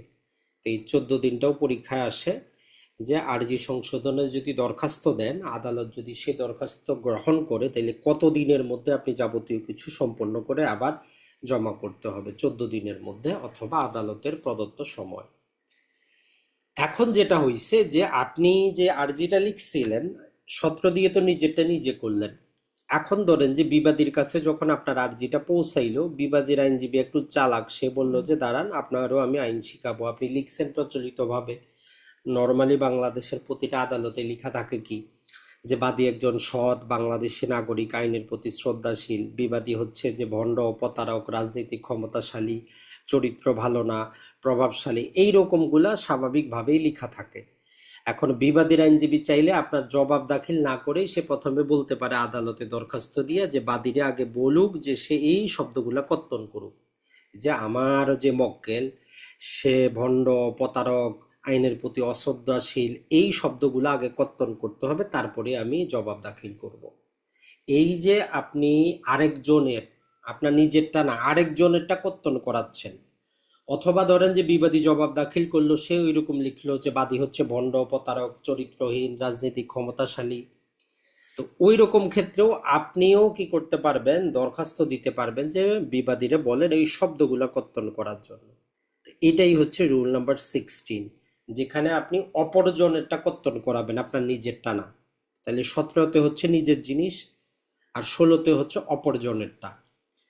তো এইখানে যেটা হচ্ছে যে এইখানে আপনার স্ট্রাইক আউট বলে একটা শব্দ ব্যবহার করা হয়, যে কত সেকশনের অধীনে কি করা যায়, প্লিডিং স্ট্রাইক আউট করা যায়। এর কারণগুলো হচ্ছে, যদি আপনি যে বাদী বিবাদী যদি কি করে, তাদের প্লিডিং এ আননেসেসারি শব্দ ব্যবহার করে, যেটা আমরা বললাম। এরপরে যদি কুৎসাজনক, ওই যে অপরজন যে আপনি বলছেন তার চরিত্র ভালো না, ভণ্ড, প্রতারক, রাজনৈতিকভাবে ক্ষমতাশালী, এই শব্দগুলা চাইলে। এরপরে বিচারকে ক্ষতিগ্রস্ত করবে এইরকম যদি কোনো প্রকার বর্ণনা থাকে, কোনো প্রকার বিভ্রান্তমূলক কোনো বর্ণনা থাকে, বিচারকে বিলম্বিত করবে, ডিলে করবে, এইরকম বর্ণনা থাকলে অপরপক্ষ আদালতের কাছে অ্যাপ্লিকেশন দিতে পারে যে তার এই শব্দগুলো আগে কর্তন করা, তারপরে আমি কি করব, আমারটা আমি দেখব। তাহলে এখানে আমরা দুইটা জিনিস শিখলাম, নিজের আরজি নিজে সংশোধন করতে চাইলে 17-র অধীনে যাব, আর যদি অপরজনেরটার মধ্যে কর্তন করাইতে চাই 16-র অধীনে যাব। এটাই, আর কিছু না, আর দুইটাই গুরুত্বপূর্ণ, 16 এবং 17। বাকিগুলো যদি আপনি নাও পড়েন কোনো সমস্যা নেই, তিনটাই হচ্ছে পড়ার জিনিস। একটা হচ্ছে রুল নাম্বার 1, প্লিডিং এর মধ্যে কি থাকে, প্লিডিং এর মধ্যে আরজি থাকতে পারে অথবা লিখিত জবাব। আর রুল নাম্বার 16, স্ট্রাইক আউট করতে পারবো অপরজনের প্লিডিং। আর রুল নাম্বার 17, নিজের আরজিটা নিজে সংশোধন করতে পারবো, 14 দিনের মধ্যে সংশোধিত জিনিসটা জমা করতে হবে। এরপরে চলে আসি রুল নাম্বার 17, এটা হচ্ছে যে একটা আরজি কিভাবে লিখতে হয়, আরজির উপাদানগুলা দেওয়া থাকে, যে একটা আরজির মধ্যে কি কি জিনিসগুলা থাকবে। তো আমাদের এমসিকিউর জন্য গুরুত্বপূর্ণ জিনিসগুলো আমরা একটু পড়ার চেষ্টা করব। সেটা হচ্ছে যে দুইটাই আমাদের রুল লাগে, একটা হচ্ছে রুল নাম্বার 10, একটা হচ্ছে রুল নাম্বার 11। অলরেডি আমরা দুইটা কিন্তু মোটামুটি পড়ে আসছি, যখন আমরা ডিক্রির ডেফিনেশন পড়ছি, যে অর্ডার 7 রুল 11 পড়ছি। আপনি একটা আরজি সাবমিট করছেন, বিচারক কি করলো, সাবমিটের পরে বললো যে ভাই আপনার মামলা আমি শুনবো না, আপনি আপনার মামলাটা অন্য আদালতে সাবমিট করেন, রিটার্ন করে দেয়, ফেরত দিয়ে যায়। তো এটা হচ্ছে রুল 10, আরজি ফেরত। তবে আরজি ফেরত যখন দিবে, উনি আপনার ওই আরজিতে স্বাক্ষর করে দিবে যে কত তারিখে উনি ফেরত দিচ্ছে। তো আরজি ফেরতের নানা কারণ হইতে পারে, যে যেখানে হয়তো দেখা যাইতে পারে যে আদালতের এখতিয়ার নাই, অন্য আদালতে সাবমিট করতে হবে, তো এরকম কারণবশত আদালত দিতে পারে। আর এই আরজি ফেরত ডিক্রি কিন্তু না, ডিক্রি হচ্ছে কোনটা, আরজি প্রত্যাখ্যান, এই রুল নাম্বার 11। তো এখানে 4টা কারণ আছে, যে কি কারণে কি হইতে পারে, যে একটা আরজি আদালত কি করতে পারে, প্রত্যাখ্যান করতে পারে। তো 1 নম্বরে যেটা, সেটা হচ্ছে যদি মামলাতে কজ অফ অ্যাকশন না থাকে। এখন এই কজ অফ অ্যাকশন বুঝতে লাগতে পারে আমাদের আধা ঘন্টা। সহজে একটা জিনিস মনে রাখেন, আমরা তামাদি আইন পড়ে আসছি, তামাদি আইনে আমরা কি জানি, যে কখন তামাদি গণনা শুরু হয়, যখন আমাদের কি হয়, সম্পূর্ণ ঘটনাটা ঘটে যায় এবং যার বিরুদ্ধে মামলাটা করবেন সে উপস্থিত থাকে, সে যোগ্য হয়। ওই জন্য দেখবেন যে পাগলের জন্য স্থগিত থাকে, নাবালকের জন্য স্থগিত থাকে, তো এইখানে কজ অফ অ্যাকশন না থাকার মধ্যে যেমন হয়েছে যে, যেমন ধরেন যে আজকে হচ্ছে কত তারিখ, মোটামুটি সম্ভবত 14 তারিখ, আমি আপনার কাছ থেকে টাকা নিচ্ছি, ধরেন যে আমার 15 তারিখে দেওয়ার কথা, আগামীকালকে দেওয়ার কথা, 3 বছরের মধ্যে আগামীকাল শেষ হবে। তো আজকে যদি আপনি আমার বিরুদ্ধে মামলা করতে যান, আদালত বলবো যে এটাতে কজ অফ অ্যাকশন নাই। কারণ কি, আরো একদিন সময় বাকি আছে। আমি যদি কালকে টাকা না দেই, তারপরে আপনার কাছে আইনগত একটা অধিকার আসবে আমার বিরুদ্ধে মামলা করার, ওইটারই বলে কজ অফ অ্যাকশন। অথবা লিগালি আপনার দাবি আছে কিনা, যেমন ধরেন যে একজন ব্যক্তি মারা গেছে, তার ছেলেও আছে মেয়েও আছে। এখন ইসলামিক আইনগতভাবে ছেলে থাকলে অথবা মেয়ে থাকলে সম্পত্তি নর্মালি ধরেন যে ভাইরা পায় না, চাচারা পায় না। এখন একজন ব্যক্তি দেখা গেল ছেলে মেয়ে দুই আছে, এখন তার ভাই মামলা করে বসে আছে বাটোয়ারা করার জন্য। তো আদালত বলবে যে আপনার কজ অফ অ্যাকশন নাই, মানে আইনগতভাবে এখানে মামলা করার আপনার কোনো অধিকার নাই। তাহলে এই দুটো জিনিস, একটা হইতে পারে সময় এখনো আসে নাই, আর একটা হইতে পারে যে আপনি যে উদ্দেশ্যে মামলা করতেছেন এখানে আপনার লিগ্যাল কোনো গ্রাউন্ড নাই। তো এটার নাম হচ্ছে তার মোকদ্দমাতে যদি কজ অফ অ্যাকশন না থাকে। 2 নম্বর যেটা হয়েছে যে প্রতিটা দেওয়ানি মামলা যখন আপনি করেন, দেওয়ানি মামলার একটা ধাপ হচ্ছে, আমরা অলরেডি পড়ে আসছি, মামলার ভ্যালুয়েশন, যে কত টাকার মামলা কোন আদালতে করবেন। এখন আপনার যেই মামলাটা বা আপনার কাছে যে মক্কেল আসছে তার জমির দাম যে 10 লাখ না 20 লাখ না 30 লাখ, এটার ভ্যালুয়েশন কিন্তু আপনারই করতে হবে, আদালত করে দিবে না। কিন্তু আপনি ধরেন যে আপনার মতো করে ক্যালকুলেশন করে দেখাইলেন যে মামলার ভ্যালু 14 লাখ। এখন আদালতের মনে হইলো বা আদালত দেখলো যে না, এই মামলার ভ্যালু তো 14 লাখ না, এই মামলার ভ্যালু 20 লাখ হবে। তাইলে মামলার ভ্যালুয়েশন আপনারই করতে হবে। তাইলে আপনারে সময় দিবে তখন আদালত, যে ঠিক আছে আপনি সময় দিলাম, আপনি মামলার ভ্যালুয়েশন করেন। আদালত আপনারে বলে দিবে না যেটা 20 লাখ করেন, আপনার আদালত বলবে যে আপনি ভ্যালুয়েশন করেন। তো এটার জন্য তখন আমাদের একটা আইন আছে, সুট ভ্যালুয়েশন অ্যাক্ট বলে, 1887। তো তখন আপনি সুট ভ্যালুটা করলেন। তো আগে আপনি 14 লাখের উপর কোর্ট ফি জমা করছেন, তো এখন যদি 20 লাখ যদি সুট ভ্যালু হয় বা 18 লাখ যদি সুট ভ্যালু হয়, তাহলে আপনার কোর্ট ফিটাও আরো বেশি জমা দিতে হবে। তো যদি আপনি সুট ভ্যালুটা করছেন কিন্তু কোর্ট ফি জমা দেন নাই, তখন আদালত আপনারা আবার সময় দিবে যে কোর্ট ফিটাও জমা করেন। যদি এই দুইটা সময় দেওয়ার পরেও আপনি না করেন, সময় দিছে আপনি সুট ভ্যালুয়েশন করেন নাই, সুট ভ্যালুয়েশন তো করছেন, কোর্ট ফি জমা দেন না, তাহলে এই দুই গ্রাউন্ডেও আপনার আর্জিটা রিজেক্ট হইতে পারে। আর সর্বশেষ যেটা, সেটা 4 নম্বর কারণটা, যদি কোনো আইন দ্বারা মামলাটা বাড়িত হয়, কোনো আইনে প্রকাশ্য উল্লেখ করা আছে যে এই মামলা করা যাবে না, তখন ওই মামলাটা আদালত কি করবে, প্রত্যাখ্যান করবে। তাহলে এই 4টা নিয়ম আপনারা মুখস্থ রাখতে হবে, কিছু করার নাই। রুল নাম্বার হচ্ছে আমাদের 11। একটা হচ্ছে কি, যদি কজ অফ অ্যাকশন না থাকে, সুট যদি প্রপারলি ভ্যালু না হয়, কোর্ট ফি যদি পর্যাপ্ত জমা করা না হয়, এবং কোনো আইন দ্বারা যদি মামলাটা বাড়িত হয়, তাহলে আপনার আর্জিটা আদালত কি করবে, খারিজ করে দিবে, প্রত্যাখ্যান করবে, রিজেকশন করবে।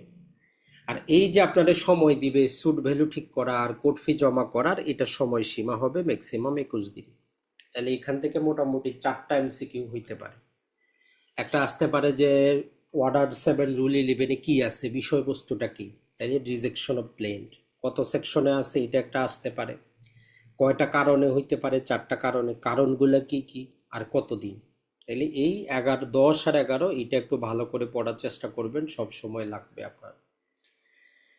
এখন এইখানে একটা ধরেন যে আপনি একটা আরজি সাবমিট করছেন, আপনার আরজিটা কি হয়েছে, রিজেক্ট হয়ে গেছে, আদালত খারিজ করে দিছে। তো আপনি প্রতিকারটা আপনার জন্য কি, তো রুল নাম্বার 13 বলতেছে যে আপনি নতুন করে মামলা দায়ের করেন, নতুন করে মামলা দায়েরে কোনো বাধা নাই, আপনি চাইলে নতুন করে মামলাটা দায়ের করতে পারেন, এখানে কোনো সমস্যা নেই।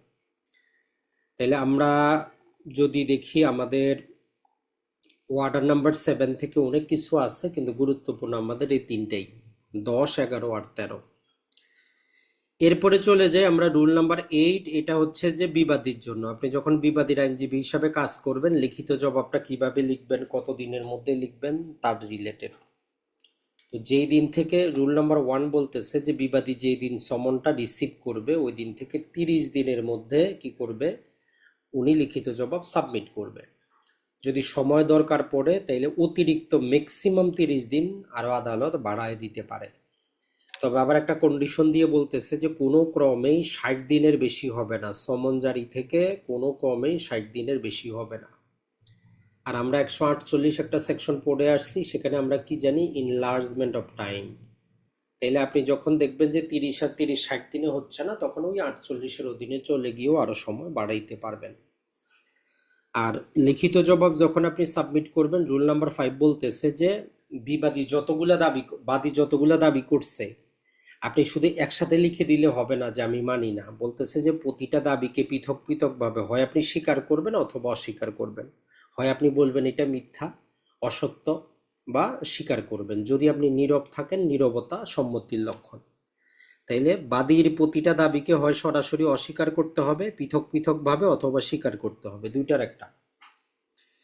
আর রুল নাম্বার 6-এ সামান্য একটু ধারণা পাবেন, বেশি কিছু লেখা নাই, সেটা হচ্ছে সেট আপ। তো মনে রাখবেন একটা জিনিস, সেট আপটা শুধু টাকার মামলার ক্ষেত্রেই সম্ভব, অন্য কোনো মামলায় না।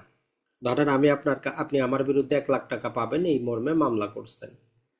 এখন আমি ধরেন যে আপনার কাছে 20,000 টাকা পাবো। তা আমি আর লিখিত জবাবে সাবমিট করলাম যে আমি 20,000 টাকা পাবো। তাহলে মূল মামলার ভ্যালু এখন কত হইলো? 80,000 টাকা। তো এইটার নামই হচ্ছে সেট আপ।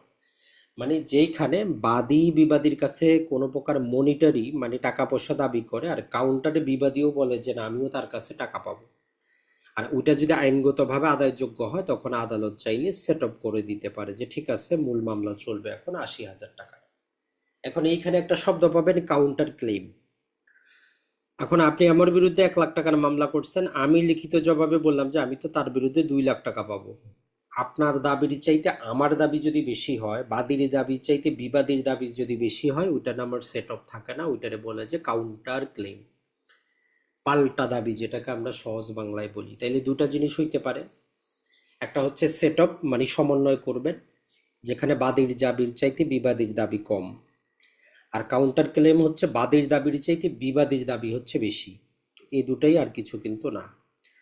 এর মধ্যে আরো একটা ভাগ পাইতে পারেন যে সেটআপ কত প্রকার। একটা হচ্ছে লিগ্যাল সেটআপ, যেটা আমরা দেখলাম, আর একটা হচ্ছে যে আপনার ইকুইটেবল সেটআপ বলেও একটা জিনিস আছে। কেমন? যেমন ধরেন যে আপনি আমার কাছে 1 লক্ষ টাকা পাবেন।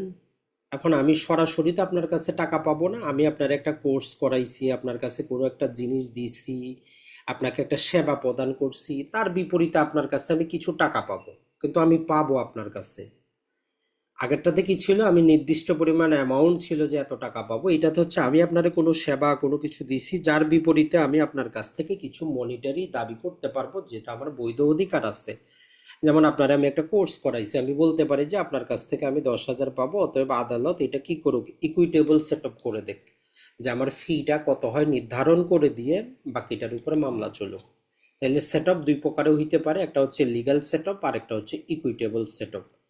ইকুইটেবল সেটআপের মূল জিনিস হচ্ছে যেখানে বিবাদীর দাবিটা মানে নির্দিষ্ট না, তবে সে একটা কিছু পাবে, এটাই, আর কিছু না। এরপরে চলে আসি সবচেয়ে গুরুত্বপূর্ণ যেটা, সেটা হচ্ছে আমাদের রুল নাম্বার 9। এখন ধরেন যে কি হইলো, দুই পক্ষই আদালতে এসে উপস্থিত হইল, অথবা এক পক্ষ আসছে অপর পক্ষ আসে নাই, তাহলে কাহিনীটা কি ঘটবে?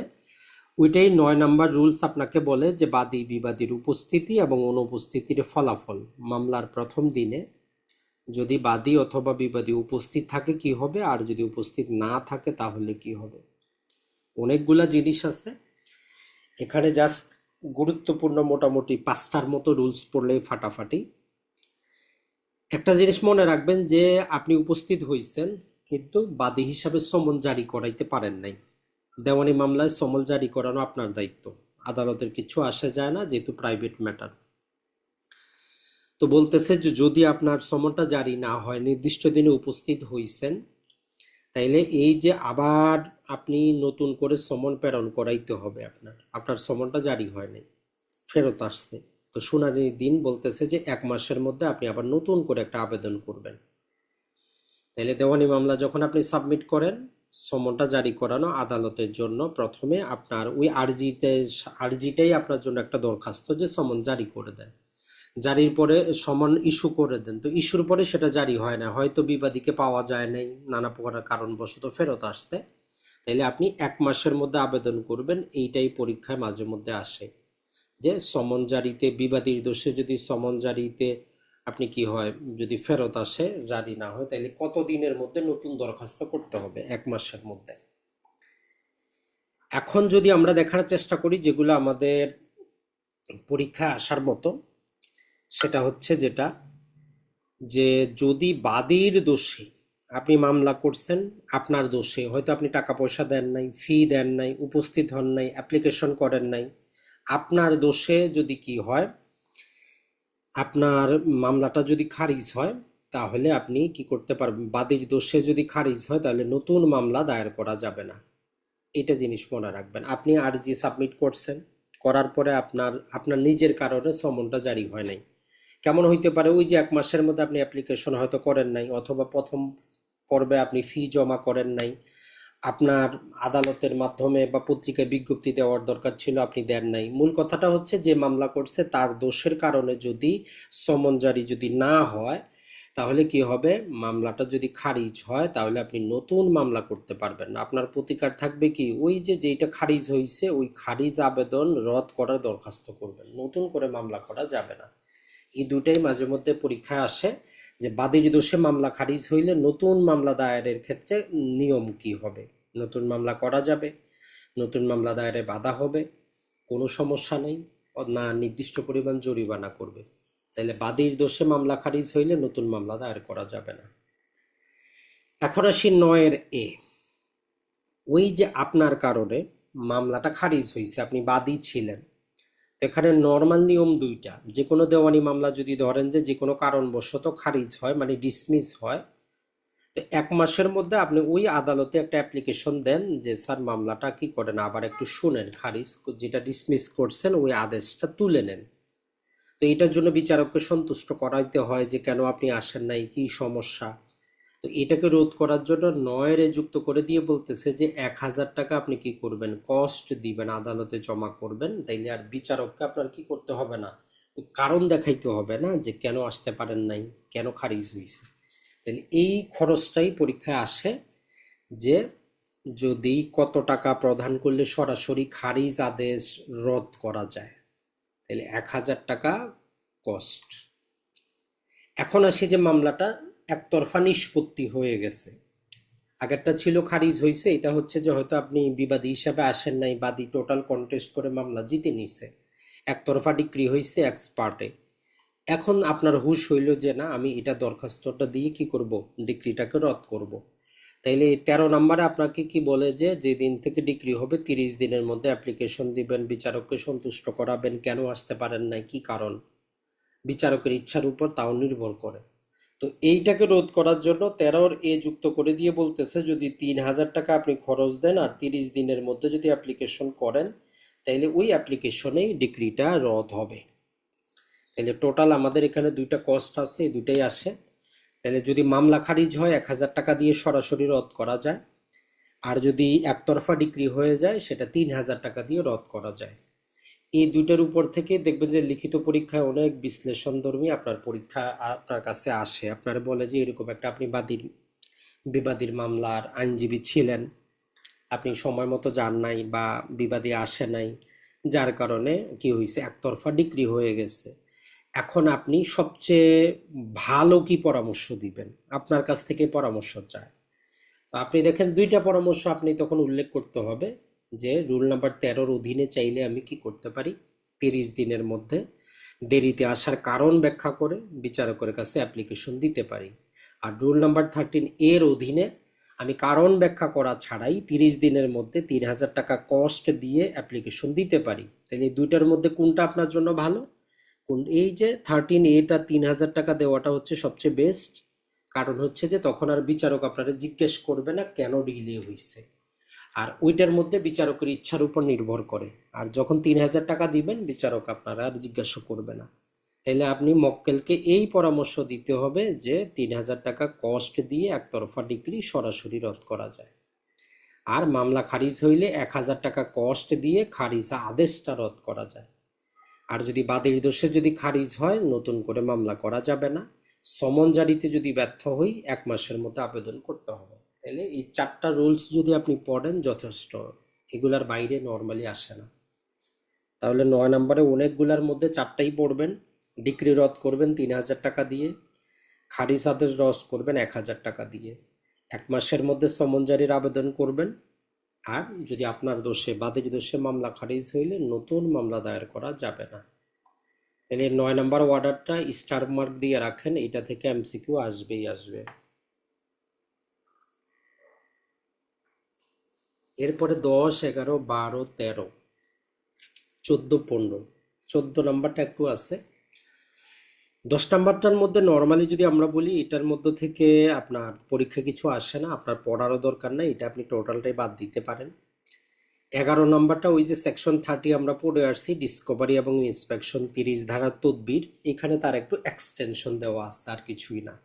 তাহলে 11তে কি হচ্ছে, ওই ডিসকভারি এবং ইন্সপেকশন মানে ওই যে 30 ধারার তদবির বা 30 ধারার পদক্ষেপ, সেটা বুঝতে পারেন।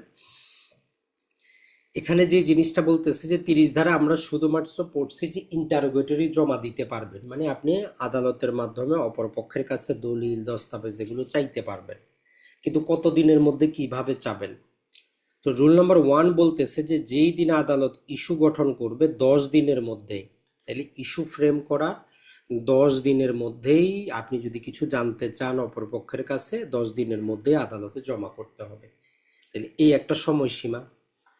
এরপরে রুল নাম্বার 2তে যেটা দেওয়া আছে সেটা হচ্ছে যে আপনি যখন অ্যাপ্লিকেশনটা দিলেন 10 দিনের মধ্যে, এখন আদালতের কাছে 14 দিন সময় থাকবে। এই 14 দিনে আপনার দরখাস্তটা আদালত বিবেচনা করবে যে সে অপরপক্ষকে বাধ্য করবে কি করবে না জবাব দেওয়ার জন্য। যদি আদালত সিদ্ধান্ত নেয় যে অপরপক্ষকে সে বাধ্য করবে, তাহলে রুল নাম্বার 8 বলতেছে যে 10 দিনের মধ্যে অপরপক্ষকে সেটা জমা করতে হবে। তাহলে এখানে সময়সীমাটা একদম আপনি 10, 14, 10। আপনি যদি কিছু আবেদন করতে চান ইস্যু গঠনের 10 দিনের মধ্যে আবেদন করবেন। আপনার আবেদনটা গৃহীত হবে না বর্জিত হবে 14 দিনে আদালত ডিসাইড করবে। যদি আদালত সিদ্ধান্ত নেয় যে বিবাদীকে জানাইতে হবে, তাইলে 10 দিনের মধ্যেই জানাইতে হবে। এই 3টা সময়সীমা পরীক্ষায় আসে, এটা একটু মনে রাখবেন। আর যেটা হচ্ছে যে আমাদের 12 নম্বরে নর্মালি এডমিশন, যেটা আমরা সাক্ষ্য আইনে পড়ে আসছি যে আপনি যদি কিছু স্বীকার করতে চান, লিখিত হোক বা মৌখিক হোক, তো এখানে বলতেছে যে রুল নাম্বার 2, 14 দিনের মধ্যে আপনি কি করবেন, একটা নোটিশ দিয়ে তাদের অপরপক্ষকে জানাই দিবেন যে ঠিক আছে এই জিনিসটা আমি স্বীকার করতে চাই। আর এই রুল নাম্বার 6-এ একটা ইংরেজি শব্দ আছে যে জাজমেন্ট অন এডমিশন কোথায় আছে, মাঝে মধ্যে এটা এমসিকিউতে আসে যে আপনি যে স্বীকার করলেন এই স্বীকারের ভিত্তিতে কি করা যাবে কিনা, কোনো প্রকার ডিগ্রি দেওয়া যাবে কিনা। তো বলতেছে যে জাজমেন্ট অন এডমিশনটা অ্যাট এনি স্টেজ করা যায়, কোনো সমস্যা নাই, বিচার চলাকালীনও, যখন সাক্ষ্য প্রমাণ চলতেছে অপরপক্ষ যদি দরখাস্ত দেয় যে ঠিক আছে আমি মেনে নিলাম, তো বিচারকের দায়িত্ব হচ্ছে কোনো প্রশ্ন না করে কি করা, জাস্ট জাজমেন্ট প্রনাউন্স করা। কারণ দেওয়ানি মামলা হচ্ছে দুই পক্ষের, আদালতের কিছু যায় আসে না। আপনি যদি বলেন যে আমি স্বীকার করলাম ওকে, কিন্তু ফৌজদারি মামলা হইলে ভিন্ন জিনিস। তাহলে এইখানে 2টা রুল পড়লেই যথেষ্ট। 14 দিনের মধ্যে নোটিশ দিবেন। আর রুল নাম্বার 6 বলতেছে যে জাজমেন্ট অন এডমিশন হইলে অ্যাট এনি স্টেজ জাজমেন্ট হবে। রুল নাম্বার 13, এখানে 3টা জিনিস আসছে, তবে পরীক্ষা অতটা আসে না। 13তে 1 নম্বর বলে যে যে কোনো জিনিস আদালতে চাইলে আপনারা উপস্থাপন করার জন্য বাধ্য করতে পারে, উপস্থাপিত দলিল দস্তাবেজ আটক করতে পারে, আবার চাইলে সেটা ফেরত দিতে পারে। যেমন আমরা সাক্ষ্য আইনে কি পড়ছি, প্রতিটা মামলা আপনারা কি করতে হবে, প্রাইমারি এভিডেন্স দ্বারা প্রমাণ করতে হবে, মূল দলিলটা আপনারা জমা করতে হয়। এখন আপনার মক্কেল বলতেছে যে আদালতের যেই অবস্থা, যে মূল দলিল তো আমার আদালতেই নষ্ট হবে, তো আপনি তখন কি করতে পারেন, মূল দলিলের ফটোকপি করে ওই ফটোকপির উপর সিগনেচার করে আদালতে দরখাস্ত দিতে পারেন যে আমার মূল কপি দিয়ে দেন, ফটোকপি রাখেন, যেই দিন দরকার পড়বে আমি নিয়ে আসব। তো এই যে আপনি উপস্থাপন করলেন, আদালত কোনোটা যদি জাল মনে করে আটক করতে পারে, আবার আপনারে ফেরত দিবে, এগুলাই হচ্ছে অর্ডার নাম্বার 13। এখন আপনি একটা দলিল উপস্থাপন করছেন, আদালতের মনে হইলো এটা জাল দলিল, তো রুল 8 বলতেছে আদালত এটা আটক করবে। আপনার মূল দলিল ফেরত দরকার, তো আপনি দরখাস্ত দিলেন, বিচারক বলবে যে কিসের অধীনে আপনি আসছেন, মানে দেওয়ানি কার্যবিধির কোন জিনিসটা আপনার অধিকার দেয় যে আপনি যে জিনিসটা সাবমিট করছেন ওইটা ফেরত চান। তাইলে আপনার জন্য অ্যান্সার হচ্ছে রুল নাম্বার 9। আপনি কি করবেন, ফটোকপি জমা করবেন, সেখানে স্বাক্ষর করবেন, মূল কপি আদালত আপনাকে ফেরত দিতে বাধ্য। তাহলে এই রুল নাম্বার 9 দিয়ে আপনি মক্কেলের মূল দলিলগুলো আপনার অধীনে নিয়ে আসতে পারেন। এই দুটাই যথেষ্ট, আর কিছু কিন্তু এর মধ্যে নাই। এখন চলে আসি যে রুল নাম্বার 14, ইস্যু গঠন। তো নর্মালি প্রতিটা দেওয়ানি মামলার মূল বিবেচ্য বিষয় দুইটা, ঘটনাগত বিষয়, একটা হচ্ছে আইনগত বিষয়। যেমন ধরেন যে তামা দিতে পারি কিনা, তাহলে এই জিনিসটা ঘটনাগত না আইনগত? তো মূল কথাটা হচ্ছে এটা একটা আইনগত বিষয়। যদি তামা দিতে বারিত হয় তাইলে আর মামলায় তো প্রমাণ করার দরকার নেই, যতই অধিকার থাক। আরেকটা হচ্ছে যে আপনার ফ্যাক্টগত, ঘটনাগত বিষয়। তাইলে পরীক্ষার জন্য এমসিকিউ যে ইস্যু কত প্রকার হইতে পারে, দুই প্রকার, একটা হচ্ছে ইস্যু অফ ফ্যাক্ট আর একটা হচ্ছে ইস্যু অফ ল। তো এখানে যে জিনিসটা আমরা দেখি যে কত দিনের মধ্যে ইস্যু গঠন করতে হবে, তো বলতেছে যে প্রথম শুনানির 15 দিনের মধ্যে একটা কন্ডিশন, অথবা লিখিত জবাব যা পরে হবে। যদিও বাস্তবে এগুলো আসলে কি হয় না, প্র্যাকটিস হয় না, আমরা সবাই জানি। তারপরে পরীক্ষা আপনার এমসিকিউ আসতে পারে যে আপনার ইস্যু গঠন কত দিনের মধ্যে করতে হবে, বা ইস্যু গঠন রিলেটেড কোনটা সত্য। তাহলে প্রথম শুনানি থেকে 15 দিনের মধ্যে, অথবা আরেকটা কন্ডিশন হইতে পারে কি লিখিত জবাব দাখিল যা আপনার পরে হবে, এই দুইটার মধ্যে। যেমন আপনি আপনার নিজের আরজি সংশোধন করছেন, এখন ইস্যু গঠনটাও সংশোধন করা যায়। আমরা যদি একটা দুইটা ইস্যু গঠন দেখি, যে যেমন ধরেন যে 1 নম্বর ইস্যু হয়েছে তামাদিতে মামলাটা বারিত কিনা, 2 নম্বর হচ্ছে যে বাদী প্রতিকার পাইতে পারে কিনা, 3 নম্বর হচ্ছে যে মামলাটা পক্ষদোষে দুষ্ট কিনা, 4 নম্বর হয়তো আপনি আরেকটা দিলেন। তো এখন আপনার মনে হইলো যে না, এখানে এই তামাদের ইস্যুটা থাকা দরকার নেই, বা তামাদের ইস্যুটা গৃহীত হয় নাই, তাইলে রুল 5-এর অধীনে আপনি দরখাস্ত দিয়ে কোনো একটা ইস্যু গঠনও করতে পারেন, চাইলে গঠনকৃতটাকে কর্তন করার অ্যাপ্লিকেশনও দিতে পারেন। আর রুল নাম্বার 8 বলতেছে যে ইস্যু গঠনের 120 দিনের মধ্যে চূড়ান্ত শুনানি শুরু করতে হবে। গতবারের পরীক্ষায় এরকম একটা কনফিউজিং ছিল যে 120 দিন না 120 কর্মদিবস। তাহলে ইস্যু গঠনের 100, এটা হচ্ছে 20 দিন, আর কর্মদিবস হচ্ছে যে মামলা কত দিনের মধ্যে সমাপ্ত করতে হবে। এরপরে যদি আমরা চলে আসি 15 নম্বর আদেশ, আমাদের কাজের না। এটা বলে যে প্রথম শুনানিতে মোকদ্দমা নথিজাত, মানে আদালত দেখলো যে দুই পক্ষের মধ্যে কোনো বিরোধ নাই, তো আদালত প্রথম দিনে মামলাটাকে কি করবে, যেটা আমরা ইংরেজিতে বলি যে ডিসপোজ অফ করা, বাংলা নাম হচ্ছে কি নথির মধ্যে রাখা, মানে নথিজাত করা। এরপরে চলে আসি আমরা আদেশ নাম্বার 16। এখানে হচ্ছে যে আপনার সাক্ষীকে সমন এবং সাক্ষীর উপস্থিতি। এখান থেকে একটা জিনিসই পরীক্ষায় আসে যে কত টাকা জরিমানা করা যায়। ধরেন যে সাক্ষীকে সমন করা হয়েছে, সে উপস্থিত হয় নাই, তাইলে রুল নাম্বার 12 বলতেছে যে 500 টাকা পর্যন্ত জরিমানা করা যাবে। এর বাইরেও চাইলে তারে গ্রেফতার করা যায়, তার বিরুদ্ধে নানা প্রকার কিছু করা যায়। তবে এমসিকিউর জন্য একটা রুলই আমাদের যথেষ্ট, সেটা হচ্ছে কি যদি সাক্ষী উপস্থিত না হয় 500 টাকা পর্যন্ত জরিমানা করা যাবে। এরপরে মামলার মুলতবি। তো এইখানে যদি আমরা দেখি মুলতবিটা গতবার সংশোধন করা হয়েছে, তো এই জন্য এটা পড়ার সময় একটু সাবধানে থাকবেন, যে পুরাতনটাও জানে রাখবেন, নতুনটাও জানে রাখবেন। আমরা বলছি যে দেওয়ানি মামলা আগে দুইটা ভাগে ভাগ করে নেবেন, একটা হচ্ছে যে চূড়ান্ত শুনানি চলাকালীন, আর একটা হচ্ছে চূড়ান্ত শুনানির পূর্ব পর্যন্ত। 1 নম্বর যে করা হচ্ছে যে এখানে পূর্বে যেটা ছিল, আপনি কোনো প্রকার খরচ দেওয়া ছাড়াই মামলা দায়েরের পর থেকে নিয়ে চূড়ান্ত শুনানির পূর্ব পর্যন্ত 6 বার আগে সময় নিতে পারতেন।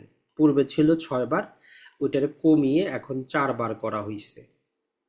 তাইলে মামলা দায়ের থেকে চূড়ান্ত শুনানি শুরু হওয়ার পূর্ব পর্যন্ত টোটাল পূর্বে 6 বার সময় নেওয়া যাইত। গত বছর সংশোধন করে এটারে বলতেছে যে 6 বার না, ম্যাক্সিমাম আপনি 4 বার পারবেন ফ্রিতে, টাকা আরোপ করবে না। এখন যেটা হইতে পারে সেটা হচ্ছে যে এরপরেও আপনার সময় দরকার হইতে পারে, নানা প্রকার কারণবশত 200 থেকে 1000 টাকা। আদালত যেটা ভালো মনে করে অত টাকা কষ্ট আরোপ করে আপনারা সময়টা দিতে পারে, তবে কন্ডিশন দিয়েছে যে 3 বারের বেশি না। তাহলে মূল কন্ডিশন আমরা কি পাইলাম, পূর্বে ছিল ফ্রিতে 6 বার, টাকা দিয়ে 3 বার, টোটাল ছিল 9 বার। তো এবার বলতেছে যে না, ফ্রিতে 6 বার, 4 বার, আর টাকা দিয়ে 3 বার, টোটাল চূড়ান্ত শুনানি শুরু হওয়ার পূর্ব পর্যন্ত 7 বারই সময় নিতে পারেন। এখন ধরেন যে যদি উভয় পক্ষ আসে সময় চায়, এটা ধরেন যে যে কোনো এক পক্ষ চাইলে, এখন দুই পক্ষই যদি সময় চায়, তো রুল নাম্বার 5 যেটা বলতেছে যে উভয় পক্ষ সময় চাইলে আদালত যদি কস্ট আরোপ করে দুই পক্ষকেই টাকা দিতে হবে, টাকাটা সরকারি কোষাগারে যাবে। আর বিবাদীর ক্ষেত্রে এই পর্যন্ত আমাদের প্রথম একটা জিনিস গেল। এখন যদি আমরা দেখার চেষ্টা করি যে এখন চূড়ান্ত শুনানি শুরু হয়েছে, এখন আপনি সময় চান। তো চূড়ান্ত শুনানি শুরু হইলে এই ক্ষেত্রে নর্মাল কথা হচ্ছে কোনো সময় দেওয়া হবে না, ফ্রিতেও কোনো সময় পাবেন না, টাকা দিতে হবে। তাহলে একবার শুনানি শুরু হইলে ফ্রিতে নেওয়ার সুযোগ নাই। নর্মালি আদালত গ্রহণ করবে না, উপযুক্ত কারণ দেখাইতে হবে। কারণ দেখানোর পরেও আদালত কি করতে পারবে, 200 থেকে 1000 টাকা কস্ট আরোপ করতে পারবে, তবে ম্যাক্সিমাম 3বারই দিবে, এর বেশি দিবে না। তাহলে একবার শুনানি শুরু হইলে জেনারেল নিয়ম হইলেও কোনো প্রকার মুলতবি চলবে না। 2 নম্বর হচ্ছে যে আপনি যদি উপযুক্ত কারণ দেখান, আদালত সন্তুষ্ট হয়, তারপরও কস্ট আরোপ করবে ম্যাক্সিমাম 3বার। এই জিনিসটা মনে রাখবেন, এতটুকুই। এটা আগেও ছিল এরকম, এখনো ছিল, এটাতে কোনো সংশোধনী আনা হয় নাই। তাহলে চূড়ান্ত শুনানি একবার শুরু হয়ে গেলে নর্মালি মুলতবির কোনো সুযোগ নাই। একান্তই চাইলে ম্যাক্সিমাম 3বার পারবেন, প্রতিবারই 200 থেকে 1000, যত টাকা আদালত আরোপ করবে তত টাকা দিতে হবে। এখন ধরেন যে আপনারা দুইজনই ছিল, এখন হয়তো আদালতের কথা মতো টাকা জমা করে নাই, আদালত বলছে যে এত টাকা জমা করেন, আপনি করেন নাই, তাইলে মামলার কি অবস্থা হবে? তো রুল নাম্বার 7 যেটা বলে, যদি আদালতে আপনি বাদী হোক বা বিবাদী হোক, যদি আদালত যে আদেশটা দিছে যদি সে না মানে, তাইলে যদি সেক্ষেত্রে বিবাদী থাকে একতরফা চলে যাবে, আর যদি বাদী হয় মামলা খারিজ হবে। ধরলাম যে আপনার মামলাটা একতরফা হইছে অথবা খারিজ হইছে, তো বলতেছে যে একতরফা অথবা খারিজের আদেশটা আপনি 30 দিনের মধ্যে সরাসরি 2000 টাকা কস্ট পরিশোধ করে কি করতে পারবেন, রদ করাইতে পারবেন। তো এটাও পরীক্ষায় আসে যে যদি আপনার কি করা হয়, খরচ না দেওয়ার কারণে মামলা একতরফা চলে যায় অথবা খারিজ হয়, তাহলে 30 দিনের মধ্যে আবেদন করবেন, 2000 টাকা পরিশোধ করবেন। তাহলে আমাদের মূল কথা হইলো যে 17 নম্বর আদেশ আমাদের জন্য গুরুত্বপূর্ণ। মূল জিনিস হচ্ছে যে একটা দেওয়ানি মামলায় কতবার আমরা সময় নিতে পারবো, অ্যাডজর্নমেন্ট করতে পারবো, মুলতবি ঘটাইতে পারবো। মনে রাখার সঠিক নিয়ম হচ্ছে আমরা 2 ভাগে ভাগ করে ফেলবো, যে শুনানি শুরুর পূর্ব পর্যন্ত ম্যাক্সিমাম পারবো 4বার ফ্রিতে আর 3বার টাকা দিয়ে। আর চূড়ান্ত শুনানি শুরু হইলে নর্মাল নিয়ম হচ্ছে কোনো মুলতবি চলবে না, তারপরও চাইলে আদালতকে কারণ দেখাইতে হবে, পাশাপাশি আমাদেরকে খরচ দিতে হবে। খরচটা কত হইতে পারে, যে 1000 পর্যন্ত ম্যাক্সিমাম, 200 থেকে 1000, তবে ম্যাক্সিমাম 3বারই। তো এইভাবে যদি আপনি একটু প্র্যাকটিস করেন আশা করি মনে থাকবে। আর বাদী বিবাদী দুইজনই যদি বলে যে আজকে মুলতবি করেন, আদালত যদি বলে যে খরচ দেন, ওই খরচটা সরকার পাবে। এখন চলে আসি আমরা 18 নম্বর, যে শুনানি শুরু হয়ে গেছে। ধরেন যে উভয় পক্ষের মধ্যে কি চলতেছে, আমাদের সাক্ষীর শুনানি চলতেছে, এই স্তর হচ্ছে 18। তো আমরা 26 নম্বর সেকশনে পড়ছি কি, যে আর যে মধ্যে যে ফ্যাক্টগুলা থাকবে এগুলা আদালত কি করতে পারবে, এগুলা ফ্যাক্টের মাধ্যমে প্রমাণ করার আদেশ দিতে পারবে। তো এই জন্য 4A এখানে আবার যুক্ত করা হয়েছে। এবার বলতেছে যে হলফনামায় সাক্ষ্য প্রদান, জেরা করা এবং পুনঃজবানবন্দি রিলেটেড। মানে পূর্বে যেটা হইতো যে আপনি কি করতেন, যাদেরকে মামলায় সাক্ষী রাখছেন তারা আদালতে উপস্থিত হইতো, মৌখিকভাবে আমরা তাদের জবানবন্দি গ্রহণ করতাম। তো এখন বলতেছে যে এত সময় নষ্ট না করে সাক্ষীরা যা বলতে চায় তারা হলফনামার মাধ্যমে বলে দেখ। আর যদি অপরপক্ষ ক্রস করতে চায় তখনই শুধু আমরা সাক্ষীরে ডাকবো। প্রথম দিন ডাকে আমাদের সময় নষ্ট করে লাভটা কি? এই জিনিসটাই হচ্ছে রুল নাম্বার 4, যেটা এবার নতুন করে যুক্ত করা হয়েছে। এরপরে সাক্ষী কিভাবে গৃহীত হবে এটা আমাদের আসবে না। সবচেয়ে গুরুত্বপূর্ণ যেটা সেটা হচ্ছে যে আমাদের 17, 18, 19, 20 এই 4টা রুল। 17তে বলতেছে যে যাদেরকে একবার সাক্ষী যারা দিয়ে গেছে এদেরকে আদালত চাইলে 17 দিনে আবার পুনরায় ডাকতে পারে, রিকল করতে পারে। 18 নম্বর হচ্ছে নালিশি যে সম্পত্তি আছে, বিষয়বস্তু আছে, আদালত চাইলে সরেজমিনে গিয়ে সেটা পর্যবেক্ষণ করতে পারে। আর রুল নাম্বার 19 যেটা বলতেছে যে 120 কর্মদিবস, গতবার এটাই ছিল, এখানে দেখেন কর্মদিবস আছে, আর আমরা ওই যে ইস্যু গঠন করতে হবে 120 দিন ছিল, তাইলে 120 কর্মদিবসে চূড়ান্ত শুনানি শেষ করতে হবে। আর রুল নাম্বার 20 আমাদেরকে যেটা বলে যে এটা হচ্ছে বিচারকদের জন্য, প্রতিটা দেওয়ানি আদালতে যারা বিচারক থাকেন এরা কতটা মামলা শুনানি পর্যায়ে নিয়ে যাবেন। তো প্রথমেই বলতেছে যে একদিনে 10টির বেশি মামলা উনি চূড়ান্ত শুনানিতে আনবেন না, মানে শুনবেন না। আবার এমনও হইতে পারে যে অসংখ্য মামলা আছে আংশিক শুনানি হয়েছে, বলতেছে যে একদিনে 4টার বেশি আংশিক শুনানি গুলা শুনবেন না। পূর্বে এটা ছিল কি 2টা আর 5টা, মানে এইটাতে মনে রাখবেন সংশোধনীতে শুধু দ্বিগুণ করা হয়েছে আর কিছুই না। পূর্বে ছিল তাইলে কয়টা, 5টার বেশি শুনবেন না, কয়টার বেশি আনবেন না, 2টার বেশি আনবেন না। তারপরে 200-র বেশি মোকদ্দমা উনি কি করবেন না, ওনার ওই আদালতে চূড়ান্ত শুনানি অবস্থায় নিয়ে আসবেন না, মানে ওই স্তরে আনবেন না। আগে ছিল 100টা, আর 140টা আসলে আবার নতুন করে মামলা ওনার শুনানিতে নিয়ে আসবেন। এখানে আগে ছিল 70টা। মূল কাহিনীটা হচ্ছে যে যতগুলা মামলা ওই আদালতে দায়ের হয়েছে, সহকারী জজ বা সিভিল জজের আদালতে, উনি কি করবেন না, 200টার বেশি মামলা তার ওই আদালতে কি থাকবে না, পিএমটরি হিয়ারিং অবস্থায় থাকবে না, 200টার বেশি থাকবে না। যখনই 200টা পৌঁছাবে, নতুন মামলা আসলে উনি ওইটা পরবর্তী ডেট দিয়ে দিবেন, মামলাটা পিএসি স্তরে নিবেন না। যখন এই 200 থেকে কমতে কমতে 170 পর্যন্ত আসবে, তখন আবার ওই পিছন থেকে মামলাগুলো নিয়ে নিয়ে কি করবেন, যে উনি পিএসসি স্তরে রাখবেন। তো এইটা পুরাতনটা আর নতুনটা মনে রাখার স্তর হচ্ছে যে পুরাতন যা ছিল ওইটারে দ্বিগুণ করা হয়েছে, আর কিছু না। 19 নাম্বারটা কিছুই না, যে আমরা আদালত কি করতে পারে, যে কোনো জিনিস হলফনামার মাধ্যমে প্রমাণ করার আদেশ দিতে পারে, এতটুকুই। আর 20 নাম্বারটা দিয়ে আজকে আমরা শেষ করব। 20 নাম্বার হচ্ছে ডিক্রি। এখানে আসে যে যে শুনানি শেষ হওয়ার 7 দিনের মধ্যে প্রকাশ্য আদালতে রায় প্রকাশ করতে হবে, এই 7 দিনটাই পরীক্ষায় আসে। আর একটা হচ্ছে যে রায় প্রকাশের 7 দিনের মধ্যে ডিক্রি দিতে হবে। এই দুটোই জিনিসই পরীক্ষা আসে, অন্য কিছু না। আর যেটা আমরা যদি দেখি মোটামুটি এ পর্যন্তই, বাকি 21 নাম্বারটা আমরা আগামী দিন দেখব, ডিক্রি জারিটা। তো অসংখ্য ধন্যবাদ, যদি প্রশ্ন থাকে বলতে পারেন।